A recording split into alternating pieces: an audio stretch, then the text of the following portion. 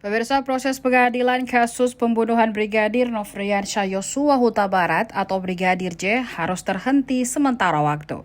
Sepekan ke depan tak ada persidangan untuk terdakwa Ferdi Sambo CS di Pengadilan Negeri Jakarta Selatan. Tak hanya berlaku untuk terdakwa pembunuhan, penundaan sidang juga berlaku untuk perkara obstruction of justice atau perintangan penyidikan kasus Yosua.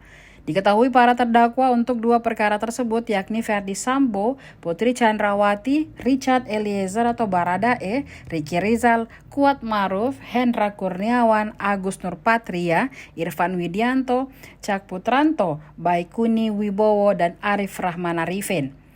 Pejabat Humas Pengadilan Negeri Jakarta Selatan Juyamto membuat permohonan ditiadakannya sidang diajukan oleh Jaksa Penuntut Umum atau JPU melalui Kejaksaan Negeri Jakarta Selatan. Menurut dia, sidang ditiadakan sementara untuk menjaga keamanan saat pelaksanaan rangkaian kegiatan konferensi tingkat tinggi atau KTT G20 di Bali.